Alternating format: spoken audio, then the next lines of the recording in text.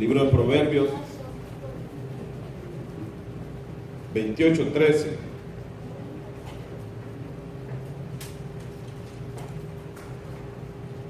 Libro de Proverbios 28:13. Un versículo nada más que vamos a leer esta mañana.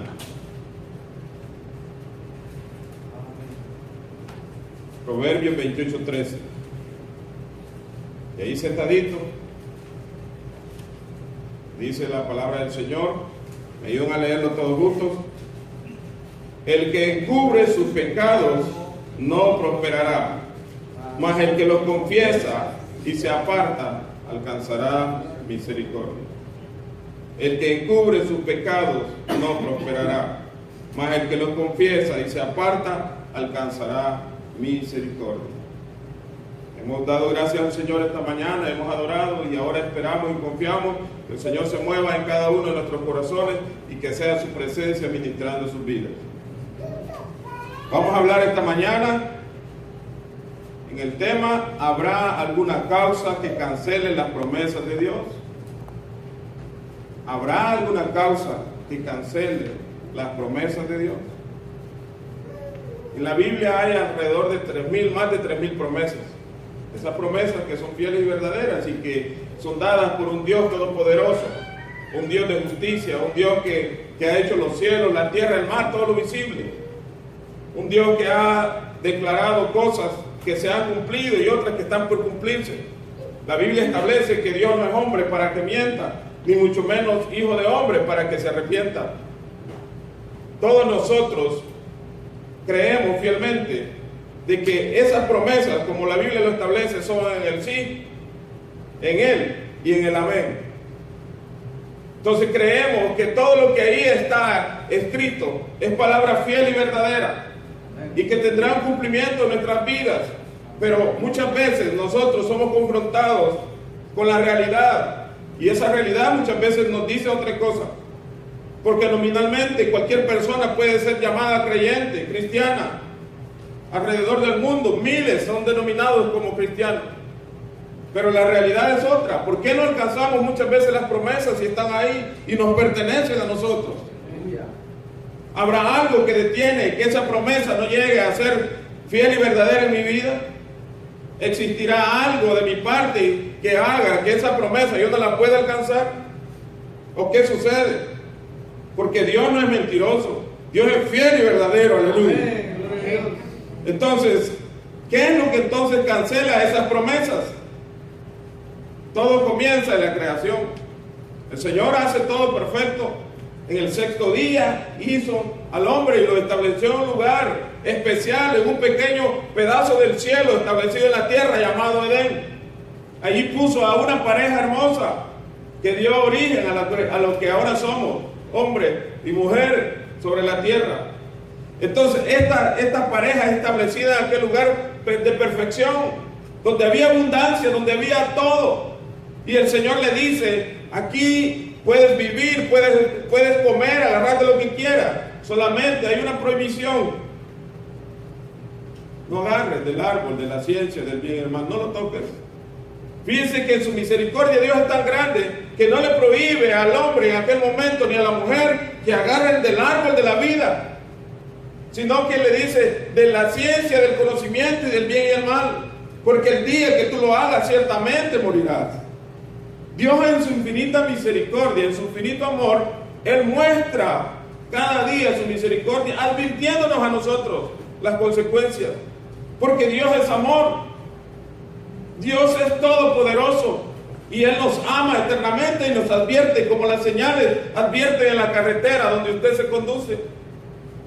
Y entonces le dice a la mujer, la serpiente que era tan astuta: con que Dios os ha dicho que no coman de ese árbol. ¿Saben por qué Dios te ha dicho eso? Porque el día que usted coma, ciertamente serán abiertos sus ojos y usted entenderá y será igual a Dios. Mas no sabemos en ese momento si la mujer pudo tener un lenguaje, una comunicación con la serpiente, hablando como serpiente, o la serpiente hablando como mujer. Pero nosotros sabemos que de una o de otra manera la tentación llegó y el pecado fue concebido. Entonces, en aquel momento son quebrantados los mandamientos del Señor. Son quebrantados y el hombre, como consecuencia del pecado, es expulsado de aquel lugar. El hombre y la mujer se esconden cuando Dios los habla, cuando Dios les habla y les dice: ¿dónde estabas? Tuve miedo al oír tu voz.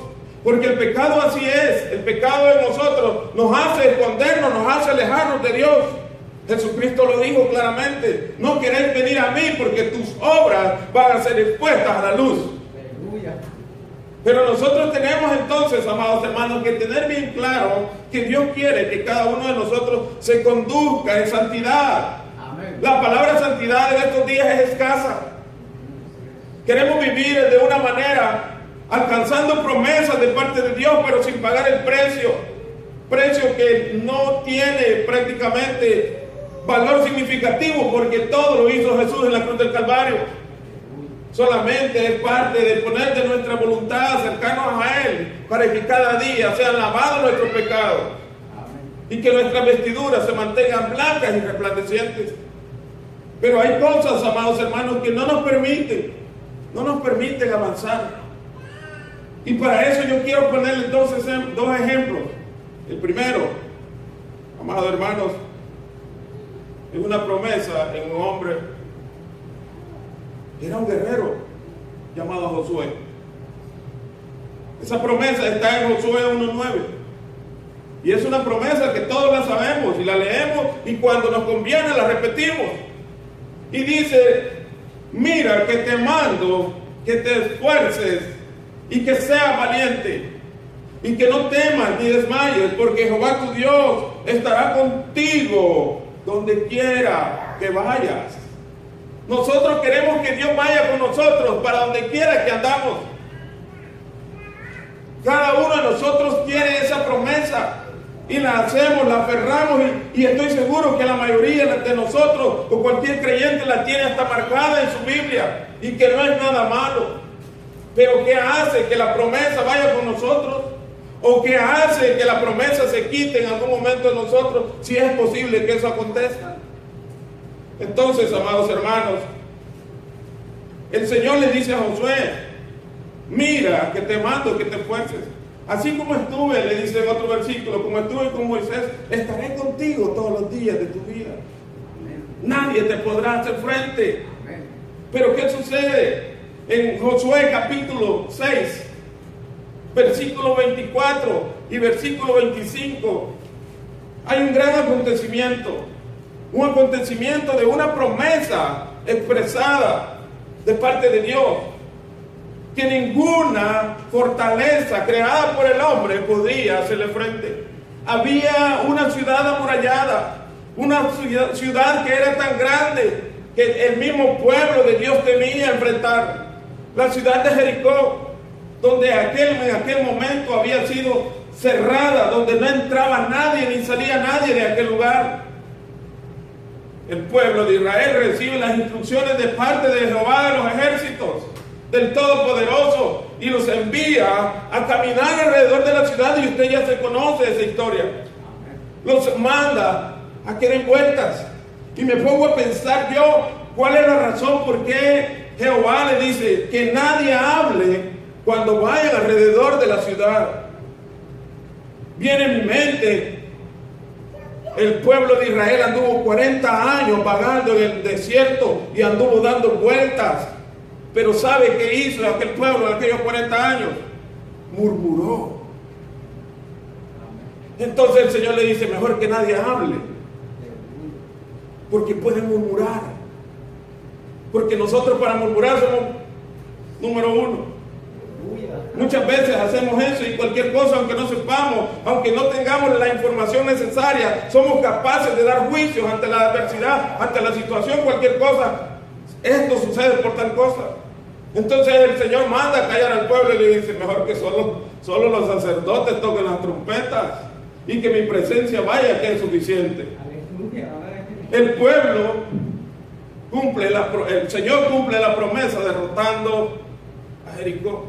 Solamente una mujer que había ayudado al pueblo. una mujer prostituta llamada Rahab. Esa mujer fue la única que se salvó y su familia. Y esa fue la mujer que Dios utilizó para bendecir a su pueblo, escondiendo a los 2 espías. Y eso ya lo sabemos. Pero ¿cuál es la razón entonces, amados hermanos, de que Jehová estuviera con el pueblo? Había una restricción. Y la restricción era de que todo el oro y toda la plata que allí se encontraba fuera de vuelta al tesoro de Jehová de los ejércitos, porque el Señor se estaba preparando para hacer un gran templo en Israel. Amén. Entonces, todos nosotros sabemos que hubo un hombre llamado Acán que hizo algo que no estuvo bien delante de los ojos del Señor. En aquel momento Josué no tenía conocimiento de lo que estaba aconteciendo. En aquel momento Josué desconocía qué es lo que estaba pasando. Y Josué, como todo buen guerrero, se prepara para conquistar nuevas tierras. Ya había conquistado Jericó, pero ahora se tenía que enfrentar con el siguiente lugar, o con la siguiente ciudad, o con el siguiente rey que estaba en su paso, para ir avanzando y conquistando. Y era un grupo pequeño, un lugar pequeño que los espías ya habían reconocido. Y dice: son los de Jai, esta gente es poquita, Josué, no te preocupes. Mira, es más, ni fatigas al pueblo. No mandes a todo el ejército, porque es suficiente con poquito que mandes. Es más, de haber dicho, manda a los menos diestros. Que porque con eso, con un soplo, los vamos a vencer. Pero ¿qué sucede, amados hermanos? Josué sale derrotado. 32 guerreros del pueblo de Israel son muertos y los demás salen huyendo. La reacción de Josué en aquel momento, como cualquiera de nosotros hubiese sido o es ante las adversidades: Señor, pero si yo estoy contigo, ¿por qué tú huyes? ¿O por qué tú no me respaldas en mi decisión? ¿O por qué tú no estás conmigo en mi necesidad? Porque para eso somos buenos y nos quejamos. El pueblo quería conquistar. Jehová había prometido que iba a ir con él. Pero ¿qué es lo que sucede? Josué va y no se queja con el vecino, ni se queja con el hermano, se queja con Jehová de los ejércitos.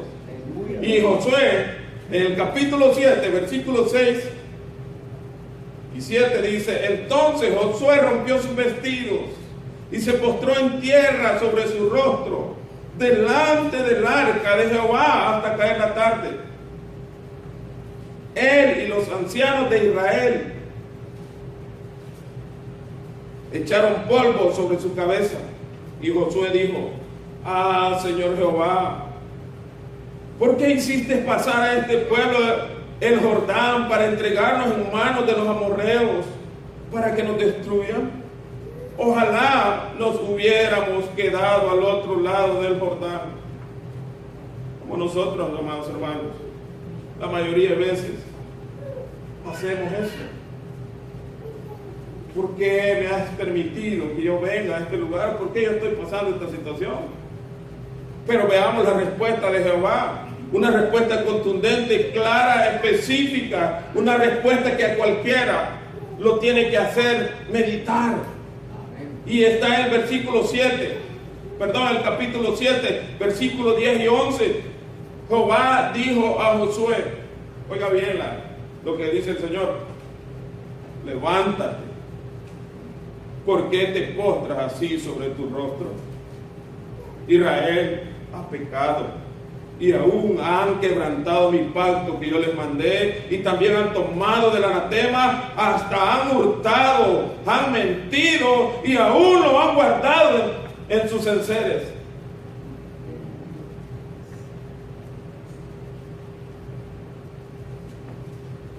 Usted se da cuenta, amado hermano. Dios habla una verdad tan clara a Josué. Él había dicho que iba a ir ciertamente. Pero ¿qué sucede? Había ido el Señor en la primera gran batalla. Claro que sí había estado. Pero ¿por qué entonces en aquel grupo pequeño que se había enfrentado, por qué no estaba ahí? Porque en la primera conquista, que fue Jericó, el pueblo había pecado. ¿Qué sucede, amados hermanos?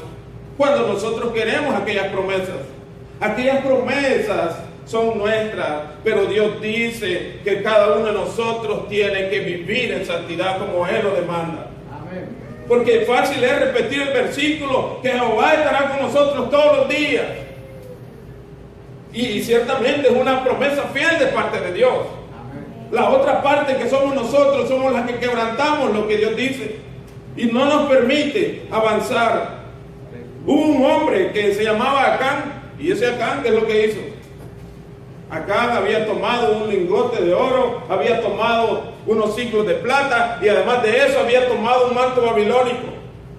¿Sabe que este tipo había hecho de las suyas, en pocas palabras? Cada uno de nosotros sabe, amados hermanos, que a Jehová nadie le miente, que a nuestro Dios es poderoso, que lo que nosotros sembramos, eso es lo que vamos a cosechar, aleluya.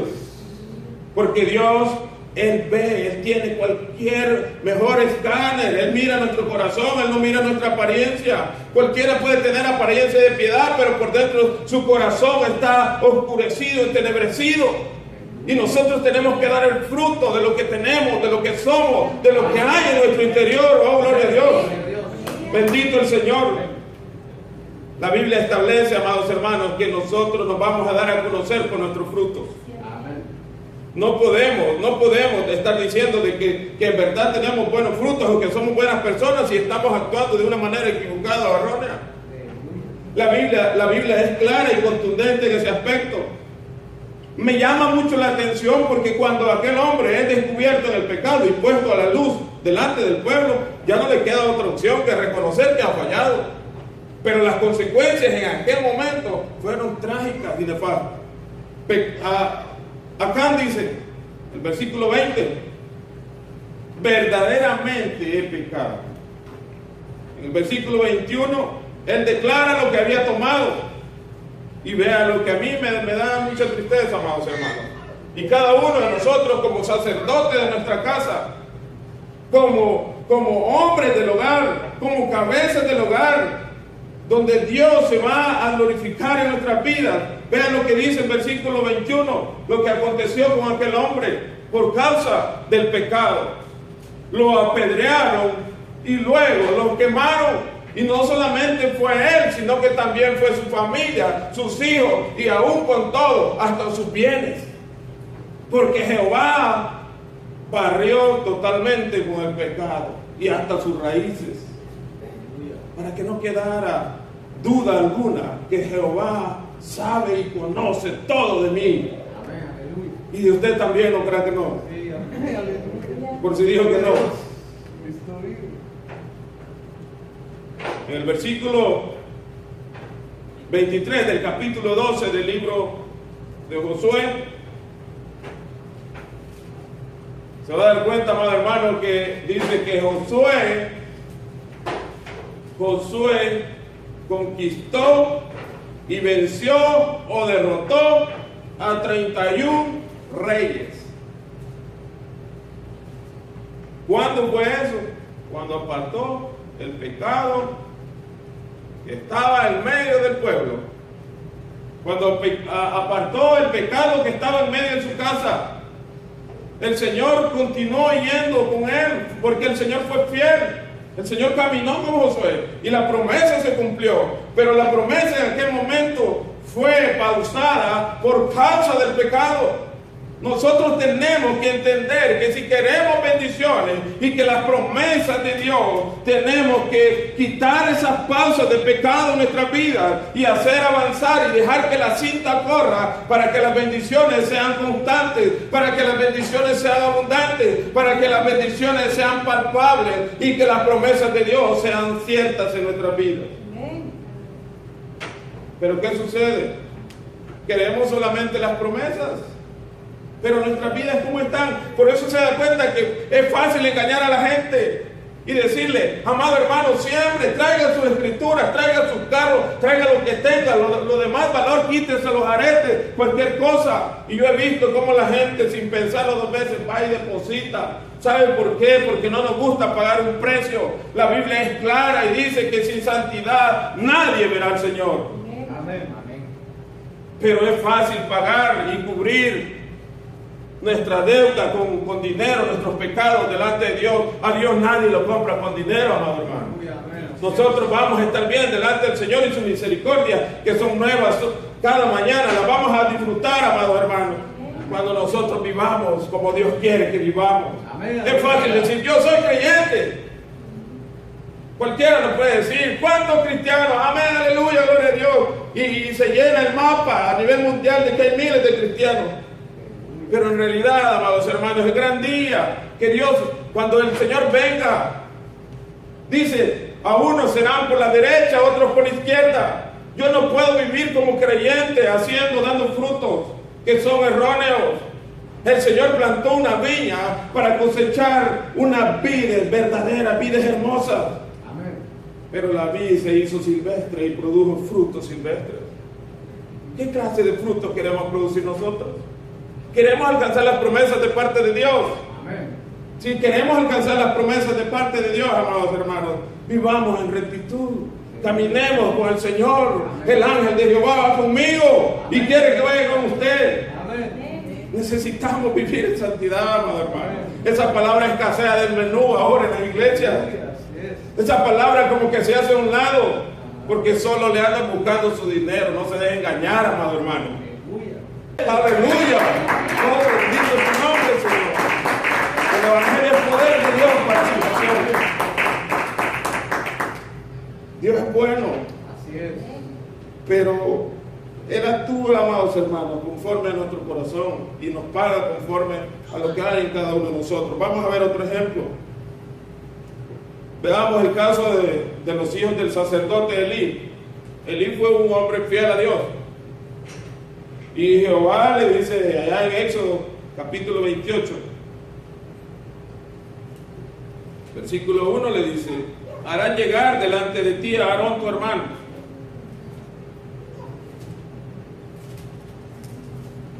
Qué hermosa está la presencia del Señor esta mañana. Gracias, Señor.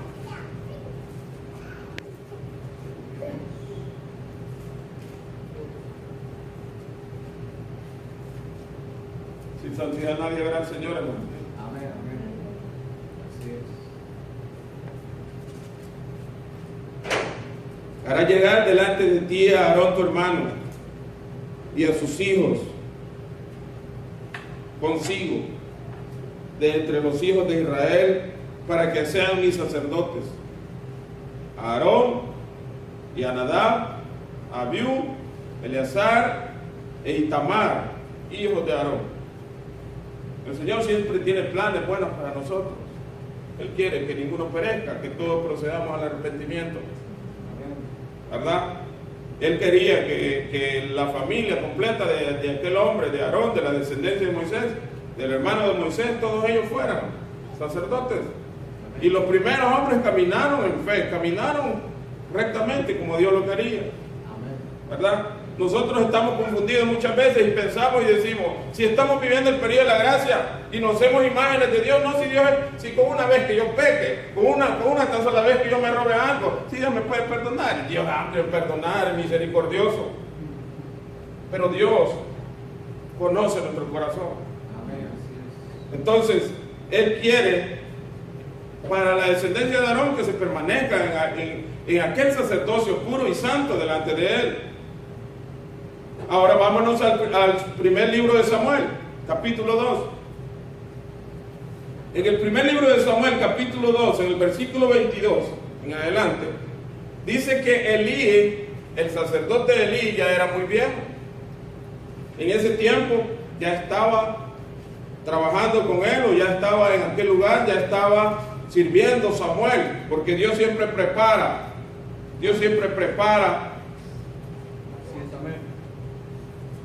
a la persona que va a quedar en el lugar del otro. Dios siempre se provee de alguien que es fiel. La Biblia dice que Él pondrá sus ojos sobre los fieles de la tierra. Si usted quiere que el Señor ponga los ojos sobre usted, tenemos que ser fieles a nuestro Dios. Aleluya.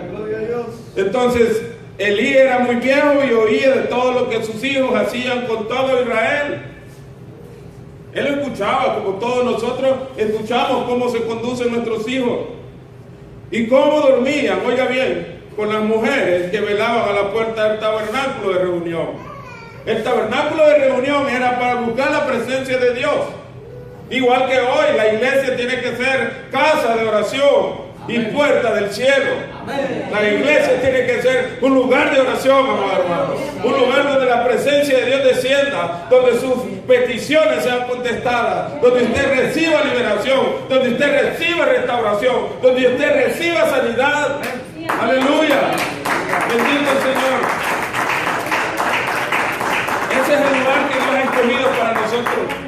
Pero ¿qué sucede, amados hermanos? Elí ya era viejo y no corregía a sus hijos. Y les decía, ¿por qué hacéis cosas semejantes? Porque yo oigo de todo este pueblo vuestros malos procederes. Porque yo oigo, les decía, oiga bien, yo oigo vuestros malos procederes. No, hijos míos, porque no es buena fama la que yo oigo. No es buena fama, pues hacéis pecar al pueblo de Jehová. Si pecare el hombre contra el hombre, los jueces lo juzgarán. Mas si pecare el hombre contra Jehová, Jehová lo juzgará. Aleluya. Entonces, estos hombres, dice la Biblia, al final del capítulo, del versículo 25, que ellos no oyeron la voz del Padre, porque Jehová ya había dispuesto a hacerlos morir. ¿Por qué razón, amados hermanos? Estos hombres, aparte de que ellos eran fornicarios, que pecaban con las mujeres que llegaban en aquel lugar, con las que llegaban a ofrecer ofrendas, dormían con estas mujeres. Pero además de eso, en el versículo 17 menciona de que también habían pecado delante de Jehová estos jóvenes, menospreciando las ofrendas que la gente llevaba al santuario. Estos hombres, como en aquel momento se hacían sacrificios, la Biblia dice y establecía de que los sacerdotes podían comer de las ofrendas del pueblo hasta que ya estuvieran cocinadas, mas ellos llevaban, arrebataban la carne antes de ser ofrecida en holocausto al Señor, quitaban y de una manera cruda, sin cocinar, ellos lo agarraban porque a lo mejor querían cocinarlo de la manera que ellos querían. Y dice Jehová, no, esto ni mis ofrendas respetan. La ofrenda es algo maravilloso, hermano. La ofrenda es adoración a nuestro Dios. Amén. Cuando nosotros vengamos a este lugar, no es la cantidad, es su disposición del corazón con la que usted se presenta delante de Dios. Con la que yo me presento delante del Señor para ofrendar adoración, alabanza, para ofrendar un aplauso fuerte, para ofrendar un gloria a Dios, para ofrendar un aleluya, para decir Cristo vive, para cualquier cosa, levantar nuestras manos. Eso es una ofrenda acepta delante del Señor. Pero estos hombres tenían en poco las ofrendas de parte de Dios. ¿Y qué es lo que hizo Jehová? Como el Padre no los corregía, ¿qué es lo que hizo el Señor? Él había dispuesto a hacerlos morir. Qué triste. Las consecuencias.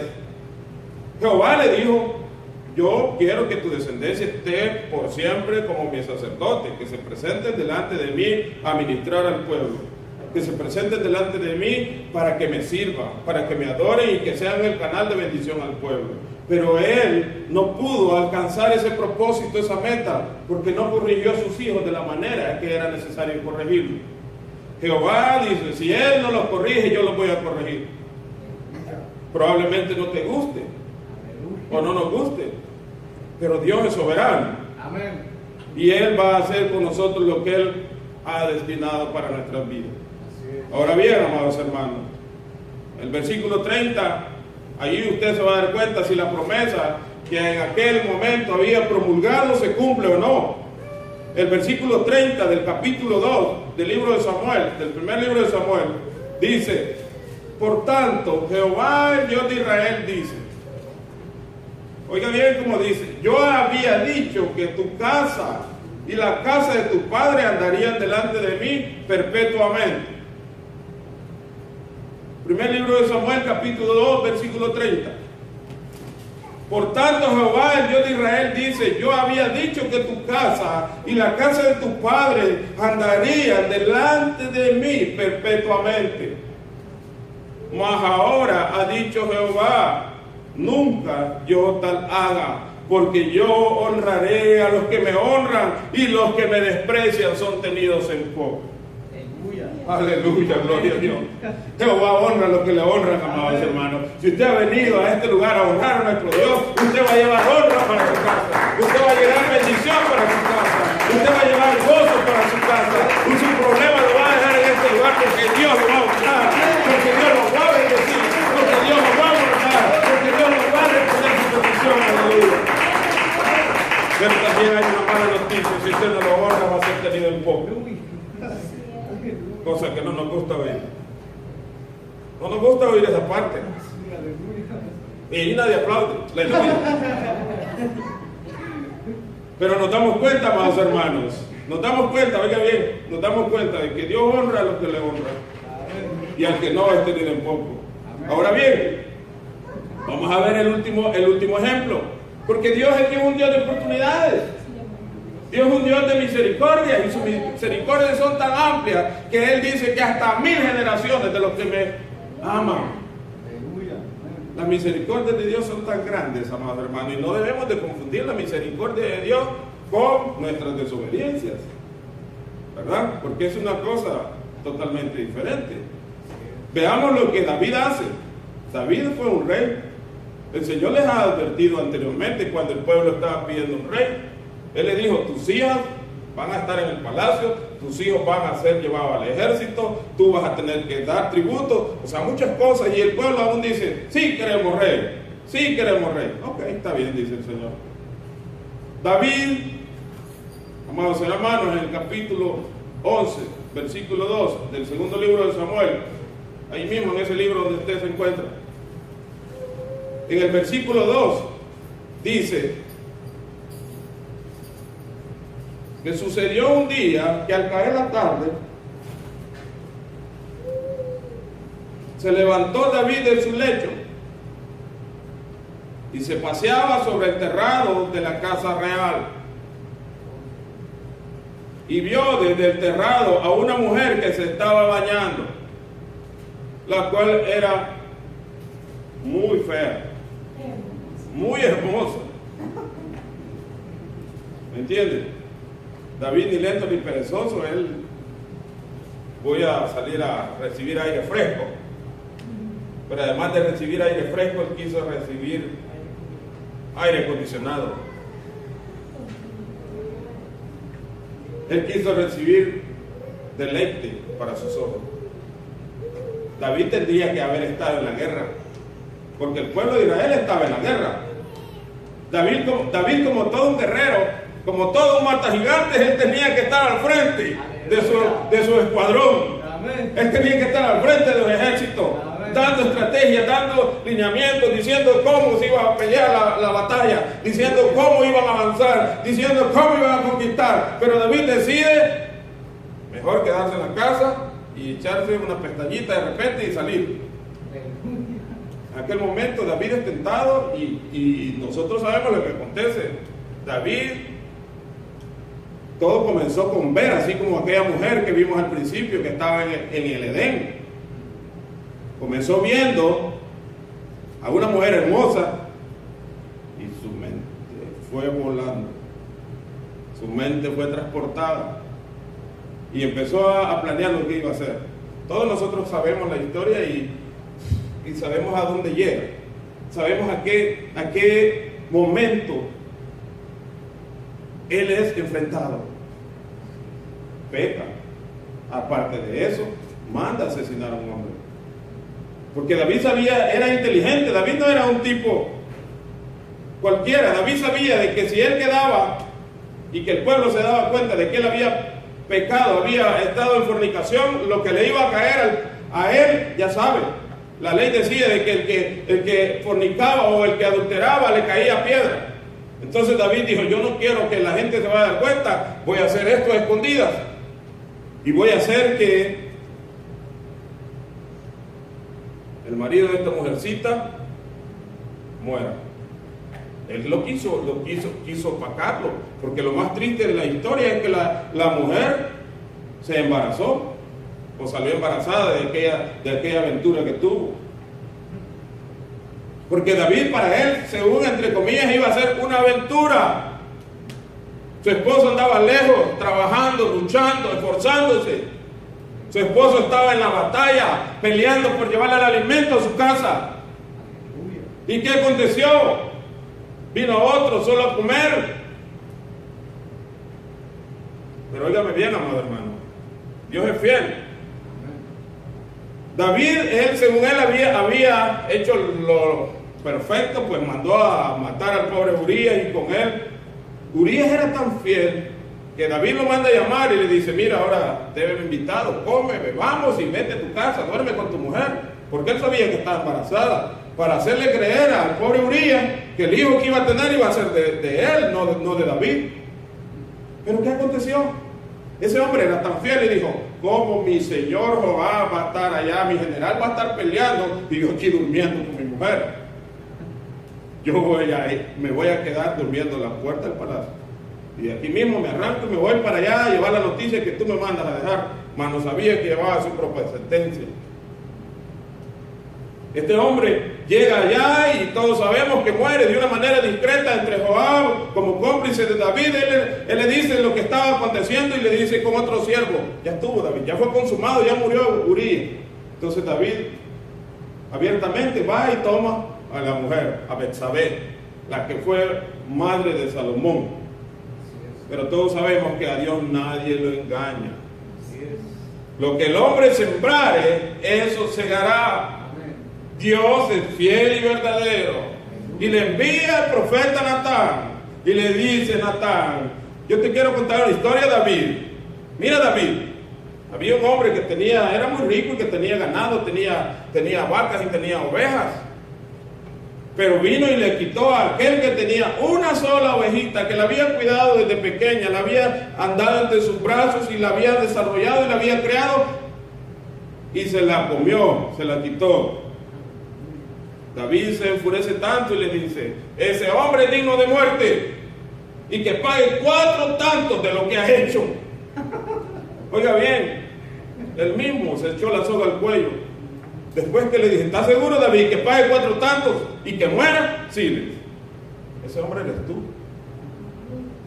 El Señor nos va a confrontar en algún momento cuando nosotros creemos que nos estamos pasando de listo. Y esas confrontaciones de parte de Dios yo no se las recomiendo a nadie, porque esas confrontaciones son tan tristes.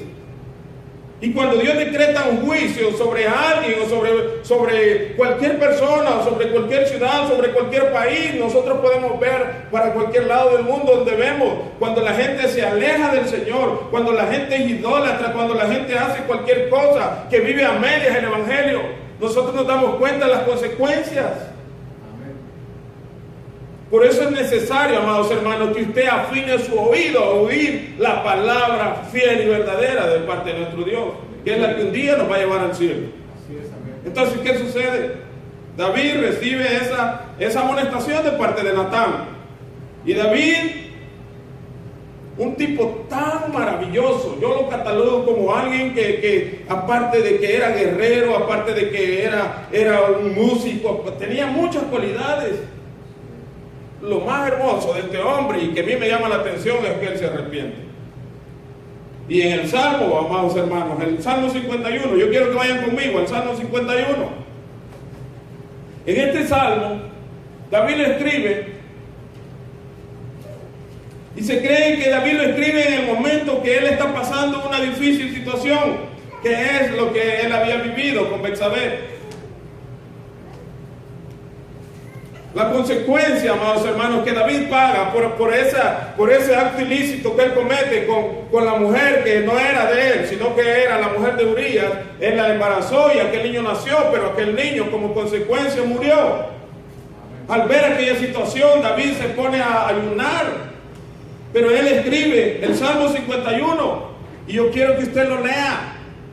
Vea lo que dice el Salmo 51, vamos a leerlo hasta el versículo 4. Y le dice: ten piedad de mí, oh Dios, conforme a tu misericordia. Me imagino que David estaba llorando cuando él hablaba con el Señor. Conforme a la multitud de tus piedades, borra mis rebeliones. Lávame más más y más de mi maldad y límpiame de mi pecado. Porque yo reconozco mis rebeliones y mi pecado está siempre delante de mí. Contra ti solo he pecado y he hecho lo malo delante de tus ojos, para que sea reconocido justo en tu palabra y tenido por puro en tu juicio. Aleluya. David reconocía, amados hermanos, que había fallado. David no era como yo. David no era como usted. David no era como cualquier persona que nadie quiere que lo corrija. David reconocía su error. Por eso Dios lo llama un hombre conforme al corazón de Jehová. Se dejaba dar forma a este hombre. Se arrepintió a tal manera, de tal grado, que él reconocía que no había pecado contra Urías, sino que había pecado entre el Altísimo, el Dios de los ejércitos. Y dice, contra ti he pecado.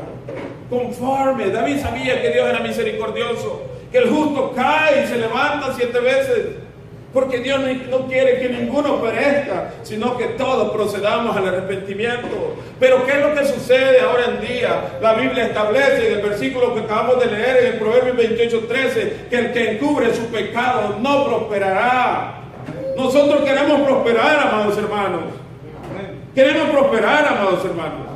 Si queremos prosperar, amados hermanos, declaremos nuestra falta delante del Dios Altísimo, porque la Biblia establece que si nosotros decimos que no hemos pecado, lo hacemos mentiroso a Él, porque cada día nos equivocamos, cada día fallamos, porque nuestro Dios es verdadero y Él no miente. Aleluya. Entonces, ¿qué es lo que nos corresponde a nosotros? Repetir el Salmo 52, el Salmo 32, perdón. El Salmo 32 dice: bienaventurado, y vaya poniéndose de pie, hermano.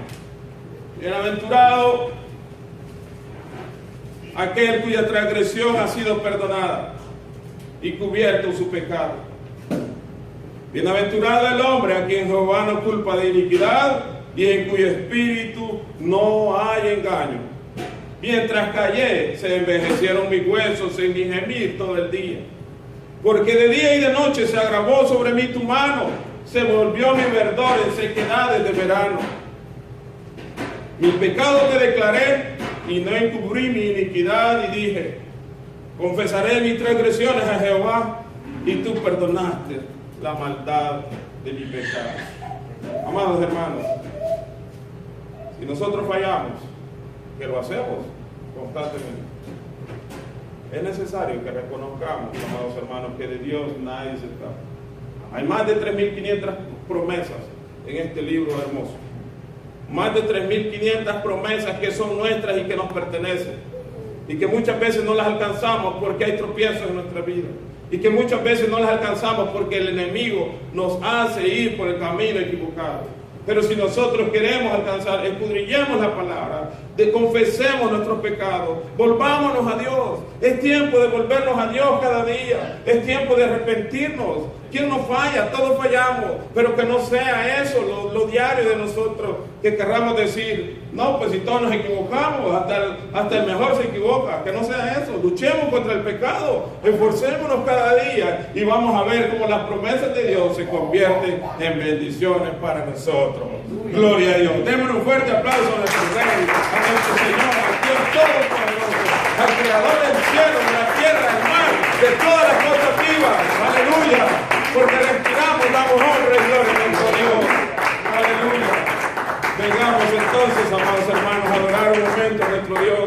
Y si hemos fallado, digámosle: papá, aquí estoy. Yo quiero ponerme en cuenta contigo. Yo no sé, hermano, yo siento la presencia de Dios hermosa esta mañana. Yo no sé si usted quiere que el Señor, yo no conozco su vida, pero el Señor sí la conoce. Si usted quiere decirle al Señor: perdóname, yo le invito al altar, hermano, que se venga a este lugar para decirle: Señor, ayúdame a ser mejor. Vamos a adorar al Señor, vamos a cantarle al Señor, vamos a bendecir su santo y bendito nombre. Aquí nadie es mejor que nadie, amados hermanos. Nosotros estamos delante del Dios Todopoderoso, delante del Dios de Israel, delante del Dios